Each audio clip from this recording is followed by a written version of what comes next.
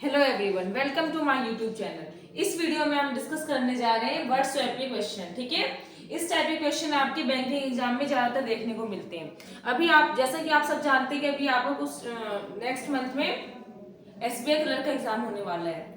तो 101% किसी ना किसी शिफ्ट में आपको इंग्लिश से सेक्शन में ऐसे क्वेश्चन देखने को मिलेंगे।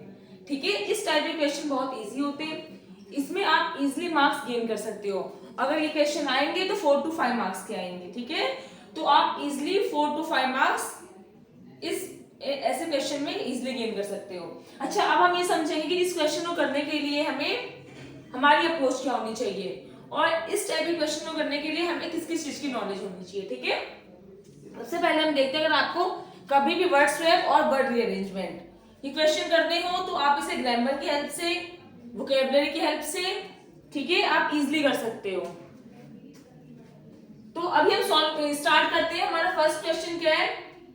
The government distracted to urgently focus on the economic crisis but it is increasingly needs by a gathering strong of the political front. Okay, one go में हमने पूरे सेंटेंस को पढ़ लिया। अब देखो, the government distracted to urgently, the government distracted to urgently focus, कुछ गड़बड़ लगा तो गवर्नमेंट डिस्ट्रैक्टेड, क्या डिस्ट्रैक्टेड और अर्जेंटली कुछ फोकस भी करना है तो क्या आएगा इसमें? The government. अच्छा, इस टाइप के क्वेश्चन को देखो आप ऑप्शन की हेल्प से भी कर सकते हो। अगर मैं कहूं, अगर मैं आपको बताऊं, ऑनेस्टली बताऊं तो फर्स्ट आपका पहला अप्रोच क्या होना चाहिए? ऑप्शन से जाओ आप इसमें। ठीक है, ऑप्शन के थ्रू करो और उसके बाद है ग्रामर और वोकैब। आप सबसे पहले ऑप्शन चेक कर लो। ऑप्शन की हेल्प से आप इस क्वेश्चन को विद इन सेकंड कर सकते हो। बहुत कम समय में आप ऑप्शन की हेल्प से इस क्वेश्चन को बिल्कुल करेक्ट कर लोगे। अब हम देखते हैं, द गवर्नमेंट डिस्ट्रैक्टेड, फर्स्ट है आपका ए एंड डी। डी क्या है आपका? The government front to urgently focus on the economic crisis but increasingly needs, but increasingly needs क्या है ये? By gathering strong on the political distracted. गलत। ठीक है, नेक्स्ट हम देखते हैं बी और सी। B and C, distracted to front, ये भी समझ में नहीं आ रहा है कुछ। ये आपका जो आपका सिंटेक्स है वो मतलब गलत निकल रहा है। ठीक है, on the economic crisis but it is increasingly needs, B and D. B क्या है आपका? ये आपका सी है। बी है आपका urgently by gathering strong on the political front. Next, the government, government को क्या चाहिए? गवर्नमेंट नीड्स, गवर्नमेंट क्या है आपका? सिंगुलर है तो वर्ब में भी आपने एस ऐड करना है। ठीक है, सिंगुलर बनाने के लिए। तो क्या बन गया आपका? द गवर्नमेंट नीड्स, गवर्नमेंट क्या चाहती है? टू फोकस, और फोकस कैसे? अर्जेंटली, तुरंत फोकस करना चाहते हैं किस पे? इकोनॉमिक क्राइसिस पे। लेकिन इट इज इंक्रीजिंगली, इंक्रीजिंगली क्या? Increasingly distracted. अभी हम देखते हैं इसमें क्या आ जाएगा? Increasingly distracted by gathering strong on the political front. अच्छा ठीक है, अब हम देख रहे हैं तो गवर्नमेंट क्या चाहती है? गवर्नमेंट चाहती है, गवर्नमेंट को जरूरत है, आवश्यकता है, नीड है फोकस करना किस पे? इकोनॉमिक क्राइसिस पे। लेकिन ये लगातार डिस्ट्रैक्ट हो रही है अपने फोकस से। किस लिए? By gathering a strong on the political front, यानी जो राजनीतिक मंच पे जो भी इनकी गैदरिंग है ना, ये इससे बार बार क्या है? गवर्नमेंट डिस्ट्रैक्ट हो रही है और इसको क्या होना चाहिए? फोकस होना चाहिए। तो हम देखते हैं ऑप्शन नंबर क्या जा रहा है हमारा? Option number 3 is right answer. ठीक है, ऑप्शन नंबर 3 इसका राइट आंसर होगा। मैं दोबारा एक्सप्लेन करती हूँ। देखो, फर्स्ट आपने क्या देखा? The government distracted to urgently focus. ठीक है, अर्जेंटली फोकस ये तो ठीक है, चाहती है क्या करना? फोकस। और फोकस कैसे? अर्जेंटली, तुरंत फोकस करना, अर्जेंट बिल्कुल जरूरत है फोकस करने की। लेकिन द गवर्नमेंट डिस्ट्रैक्टेड ये गलत हो गया, यानी ए तो हटे, ए अपने प्लेस से चेंज होगा। अगर ए अपने प्लेस से चेंज होता है तो बी और सी वाला ऑप्शन आपका कैंसिल हो गया, बी एंड डी वाला ऑप्शन भी कैंसिल हो गया। अब हमारे पास डाउट क्या बचेगा? ए, डी और ए और सी में। अब चेक कर लो, ए सी को चेक करो। द गवर्नमेंट नीड्स, गवर्नमेंट को क्या आवश्यकता है, जरूरत है टू फोकस, और फोकस कैसे? अर्जेंटली फोकस इस पे, क्राइसिस पे। लेकिन वो इंक्रीजिंगली लगातार distracted by gathering strong on the political front, यानी ए और सी आपका राइट आंसर हो जाएगा। ठीक है, देखो जब मैंने इसे ऑप्शन की हेल्प से करने की कोशिश करी तो फटाफट सॉल्व हो गया। जैसे मेरा ए तो अपने प्लेस से हटेगा, ठीक है, ए को अपना प्लेस चेंज करना है, इसलिए इसको वर्ड स्वैप कहा जाता है, क्योंकि इसमें वर्ड्स को इंटरचेंज करते हैं आपस में। ठीक है, तो अब हमने क्या देखा इसमें? ए और ए को अपने यहाँ से अपने जगह पे से हटना है, तो ये वाला ऑप्शन और ये वाला ऑप्शन हमारा एलिमिनेट हो गया। हमारे पास क्या बचा? A and first option and third option. तो हमने फर्स्ट और थर्ड को चेक कर लेना है, तो थर्ड आपका बिल्कुल करेक्ट आंसर होगा। ओके, क्योंकि ए और डी आपका चेंज आपस में नहीं होगा। गवर्नमेंट फ्रंट टू अर्जेंटली नहीं, government needs to urgently. Okay, अब देखो सेकंड क्वेश्चन को हम कैसे करते हैं। तो पहले जो आपकी अप्रोच है, मेरी भी पहली अप्रोच क्या होगी, ऑप्शन के थ्रू, ठीक है। For almost all of this year agitation, अच्छा इस साल लगभग, एजिटेशन का मतलब होता है आंदोलन, क्या होता है, अच्छा इसमें आपको देखो वोकैबुलरी में मीनिंग, वर्ड्स की मीनिंग भी आपको पता होना चाहिए। दिस ईयर एजिटेशन आंदोलन है, बिविल्डर मतलब इसका मतलब होता है परेशान हो जाना, ठीक है, बहुत ही परेशान हो जाना। Across the world with people flare by, people flare का मतलब होता है भड़क जाना, आग लग जाना कुछ टाइप से, ठीक है। बाय देयर सर्कमस्टांसेस का मतलब होता है स्थिति परिस्थिति। टेकिंग इनटू द स्ट्रीट, अब देखो तो for almost all of this year agitation है, देखो है तो यहाँ पे V3 आना चाहिए, और बाय डिफॉल्ट यहाँ V3 है, पहले से V3 है, और आना ही V3 है, और कहीं पे है V3 है ना। एजिटेशन यानी आंदोलन, भड़क उठा, बिविल्डर परेशान, आंदोलन तो परेशान तो हो नहीं सकता, आंदोलन से लोग परेशान हो सकते हैं, ठीक है। तो एजिटेशन है फ्लेड, यानी हम देख रहे हैं कि बी और सी हमारा आपस में इंटरचेंज होगा, तो बहुत आसान हो गया। हम देखते हैं कि बी अपने प्लेस से हटेगा, ठीक है। अगर बी को अपने प्लेस से हटना है तो ये वाला ऑप्शन तो कैंसिल, क्योंकि इसमें बी है ही नहीं कहीं पे, ये वाला ऑप्शन भी कैंसिल है। हमारे पास क्या बचा, बी, डी एंड बी, सी। अब डी को चेक करते हैं, हैव सर्कमस्टांसेस, हैव है तो V3 आएगा, और यहाँ पे क्या है, सर्कमस्टांसेस, तो ये आपका नहीं जाएगा, तो क्या हो जाएगा हमारा option B and C, B and C is right answer. अब दोबारा से हम इसको रीड करते हैं।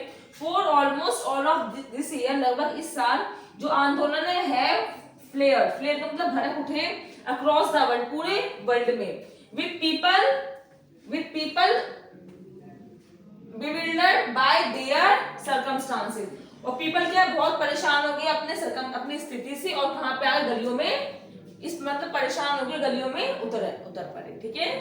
या होता है रोड पे आगे लोग, जनता परेशान होकर रोड पे आ जाती है, भड़क जाती है, तो मतलब कहने का मतलब ये टेकिंग टू द स्ट्रीट, गलियों में ये जो जनता जो थे, जो पीपल थे, परेशान होके सड़क पे आ गए।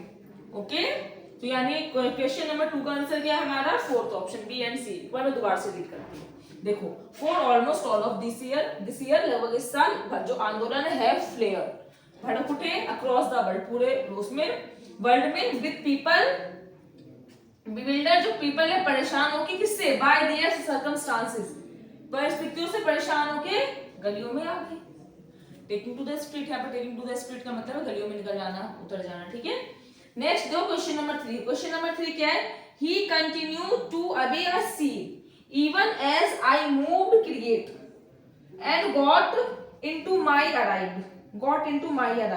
that had thankfully auto by then, ठीक है। देखो इसमें एक ऑप्शन आपके पास एनसीआर का भी है, नो करेक्शन रिक्वायर्ड, तो सबसे पहले चेक कर लो कि इसमें करेक्शन होना है कि नहीं होना है।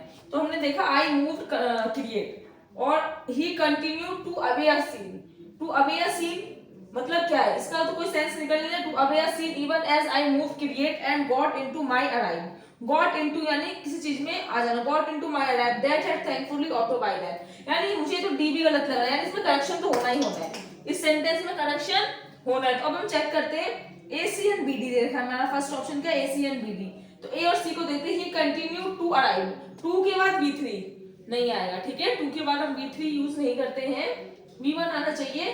तो ये हमारा ए और सी तो हमारा इंटरचेंज आपस में नहीं होगा, तो ए और सी वाला ऑप्शन कैंसिल हो गया। अब हम सेकंड ऑप्शन चेक करते हैं, सेकंड ऑप्शन क्या है, he continue to A and D continue to auto a scene even as I moved create, wrong, इसका भी कोई सेंस नहीं आ रहा है।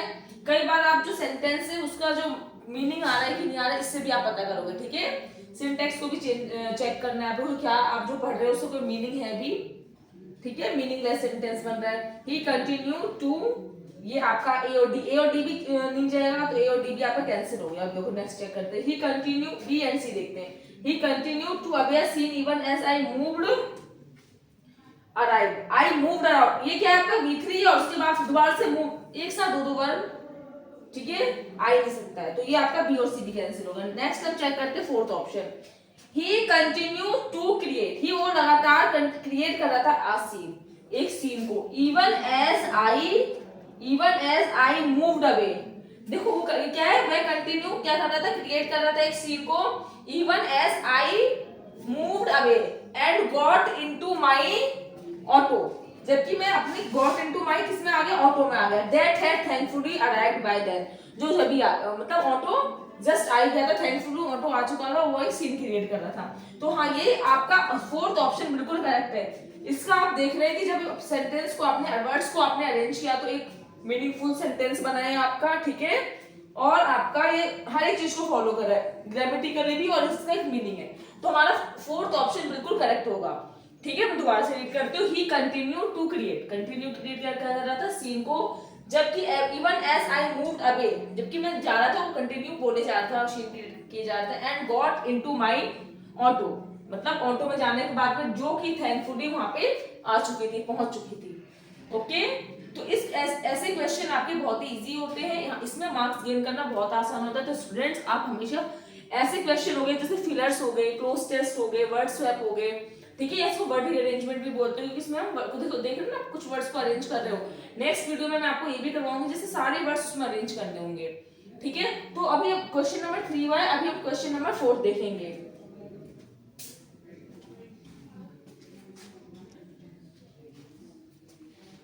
आप देखो फोर्थ क्वेश्चन को ध्यान से देखो। If you had a short term goal, अगर आपका कोई शॉर्ट टर्म गोल है, then you provide a fixed income product, okay, not a market link product to need return predictability, यानी जिस रिटर्न को आपने अनुमान आपने पहले से लगा रखा है। अब इसमें देखो हमें कैसे करना है। फर्स्ट हम देखते हैं ए और सी, क्या ए और सी आपस में इंटरचेंज हो सकते हैं। If you had a short term goal, then you link the fixed income and B और D देखो, income need not a market, यानी B और D तो आपका बिल्कुल नहीं है, तो ये वाला ऑप्शन कैंसिल हो गया आपका। नेक्स्ट ऑप्शन चेक करो, if you had a short term goal, then you A and B, then you product a fixed income, then you product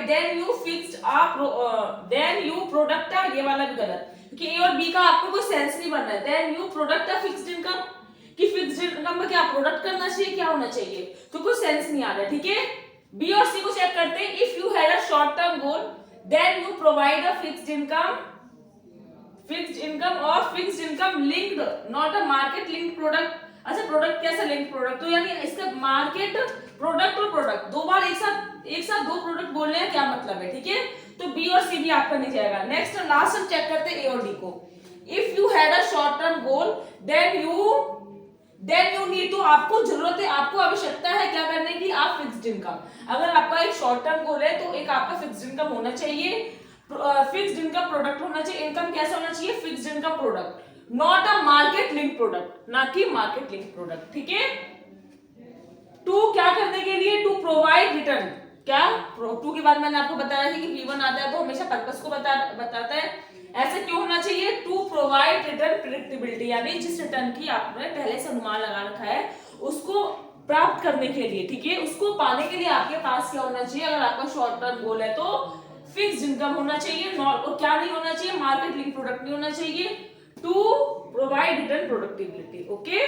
तो इसमें हम देख रहे हैं ए और डी का आपस में स्वैप हो रहे हैं, आपस में इंटरचेंज हो रहे हैं, ठीक है। तो इसका ऑप्शन क्या है, हमारा आंसर क्या है, ऑप्शन नंबर 4। तो देखो, अगर मैंने इसको जैसे ही ऑप्शन के थ्रू करना स्टार्ट कर तो फटाफट हो गया, तो ऐसे एग्जाम में भी आप इजीली कर सकते हैं, ठीक है।